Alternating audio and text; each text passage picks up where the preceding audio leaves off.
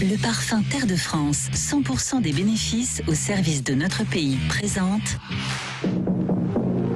Ici Sud Radio.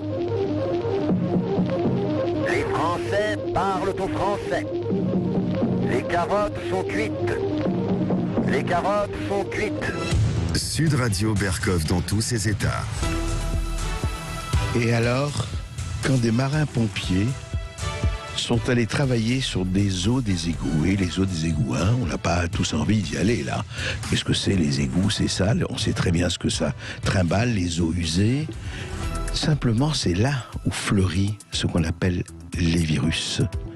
Et surtout, en ce moment, le virus. Ce mal qui répand la terreur, la Covid-19. Eh bien, on y a découvert des choses. On y a découvert des choses étonnantes, intéressantes, révélatrices. Écoutez. Sud Radio Berckhoff dans tous ses états. Le fait du jour. Confinement, bah ouais. J'ai dit confinement, bah ouais. Je suis dans mon confinement, bah ouais. J'ai dit confinement, bah ouais. L'État a bombé le torse, là ouais. J'ai dit confinement, bah ouais. Ouais, ce sont les Franglaises, les Franglaises qu'on adore. Confinement, bah oui, ils ont fait une parodie de Aya Nakamura, la grande Aya Nakamura. Et sur le comportement, bah ouais, eux, ils ont fait confinement, bah ouais, ben confinement. Alors on s'est dit, bon ben voilà. Et le confinement était nécessaire. Vous avez vu, on nous a dit qu'il a sauvé 60 000 vies, selon les uns, 30 000 vies, selon les autres. Et dans le monde entier, confinement ou anti-confinement, ça s'est beaucoup affronté. Mais là, il y a des faits. Et pas seulement dans un endroit, dans une région, un peu partout. Mais nous allons commencer effectivement avec le professeur Bernard Lascola, qui est professeur des universités, qui est praticien hospitalier, qui est responsable du parcours maladies infectieuses et microbiote à l'IHU de Marseille. Bonjour, professeur Lascola. Bonjour. Alors, je voudrais savoir un peu, parce que vous avez justement présenté hier, ça nous a attiré vraiment notre attention, sur les eaux usées et sur les quantités de virus que les marins-pompiers de Marseille et avec l'IHU, vous avez travaillé ensemble. Et qu'est-ce qu'on s'aperçoit dans l'histoire depuis, je crois que ça a commencé en juillet, avec le second épisode de l'épidémie. Et qu'est-ce que vous avez observé ? Alors, en pratique, depuis le début de l'été, les marins-pompiers font des prélèvements dans l'eau des égouts. Oui. Et à partir de cette eau des égouts, ils mesurent la quantité de virus. Schématiquement, on peut dire que c'est ça. Mm-hmm. Et à côté de ça, nous, à l'IHU, si vous voulez, vous savez, je pense que c'est maintenant connu, à l'IHU, tout le monde peut venir se faire tester. Donc, on teste librement les gens. Il n'y a pas de limitation. Mm-hmm. Et donc, on a un reflet à peu près correct de ce qu'est l'épidémie à Marseille avec ça.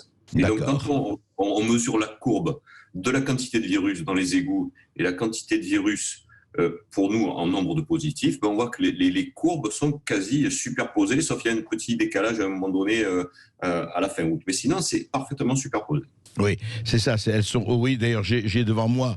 Je ne vais pas le montrer parce que c'est très difficile à effectivement à montrer à l'auditeur ou aux spectateurs, mais effectivement, c'est tout à fait corrélé entre les patients positifs et le taux de virus dans les égouts depuis juillet, depuis l'obligation de port du masque, etc. Et alors, par rapport justement, professeur Bernard Lascola, par rapport au confinement, au masque, etc., qu'est-ce que vous avez pu constater? Parce qu'on nous a beaucoup dit, il fallait absolument confiner. Qu'est-ce que vous avez pu constater par rapport à justement la progression, la hausse ou la baisse de la présence du virus dans les eaux usées et les cas positifs que vous avez testés? Vous avez montré la corrélation, mais par rapport aux dates où nous avons été à la fois confinés, nous avons reçu plusieurs instructions, qu'est-ce que ça montre? Justement, c'est qu'on voit vraiment qu'il n'y a pas vraiment de corrélation, c'est-à-dire qu'on attaque avec l'obligation du port du masque dans les lieux clos. Or, si on regarde immédiatement, il ne se passe rien, ça continue de monter, mais même si on regarde 10 jours après, il y a un petit quelque chose, si vous voulez, mais la courbe, finalement, elle retrouve toujours, on a l'impression, si vous voulez, que la courbe, elle est préprogrammée pour avoir sa forme standard de cloche. Alors, ça s'est un peu modifié. Le seul moment où on voit une modification, qui n'a rien à voir avec les mesures qui sont proposées, c'est ce qui s'est passé à la fin de l'été à Marseille, c'est-à-dire à la fin août, début septembre, il y a eu la rentrée, et là, la ville s'est vidée, parce que ça avait été impressionnant cette année, Marseille, personnellement, je suis Marseillais, j'avais jamais vu autant de touristes. Et donc, quand les touristes sont partis, ça a baissé brutalement dans les égouts. On a vu, et puis après, c'est remonté. Mais on voit finalement, c'est le plus intéressant, si vous voulez, le pic, il arrive avant la décision de confinement. Et au moment où on fait le confinement, ça continue de descendre, ça ne change rien, voire même si s'entraîne augmente un petit ressaut, si vous voulez, au moment où on fait le confinement. Alors justement, c'est très clair dans la courbe, c'est-à-dire la décision, on parle du second confinement, hein, on est bien d'accord, oui. C'est ça. La courbe est très claire, c'est vrai que ça commence à baisser très clairement avant le confinement. Et en revanche, avec la fermeture des bars et des restaurants, c'est intéressant, ça c'était en septembre, début octobre, vous montrez que malgré la fermeture, ça continue à monter, à monter, à monter. Oui, c'est-à-dire on voit il y a tout petit ressaut, mais enfin qui doit être significatif. Mais enfin, en gros, ça change quasiment rien, quoi. Voilà. Ouais. Donc on voit que la courbe, elle a évolué à sa manière et elle est pas modifiée par le confinement. Alors, ce qui est embêtant, si vous voulez, c'est que moi j'ai repris les données qui avaient été fait à Paris. Quand même, ça a été publié en préprint. Je n'ai jamais vu la publication définitive. Ouais. Après, ils avaient fait ça et ils avaient montré que d'abord il y a eu le confinement et ils ont mesuré le virus dans les égouts. Et le virus, il a commencé à descendre 24 jours après. Donc, si vous voulez, on a l'impression que dans notre cas, il descend avant. Et à Paris, il avait descendu 24 après, c'est-à-dire que je pense que ça n'a pas l'air corrélé. Oui, écoutez, on a aussi l'analyse des eaux usées, de la quantité de génome du virus détecté en Ile-de-France, justement ce que vous avez fait, vous, à Marseille, et le nombre de nouveaux cas. Quand même, les courbes sont assez corrélées, puisque le pic, si vous voulez, le pic de constatation de génome du virus dans les eaux usées, c'est le 21 octobre, et puis après, ça descend très très largement, et le nombre de nouveaux cas, le pic est le 28 octobre, et ensuite ça descend. Alors, je ne sais pas si c'est corrélé par rapport à Marseille, mais vous voyez, ça monte de façon très forte en Ile-de-France jusqu'au 21 octobre et au pic 28 octobre. Justement, Bernard Lascola, je voudrais juste vous laisser écouter ce qu'avait dit une journaliste sur LCI le 18 novembre dernier. Écoutez.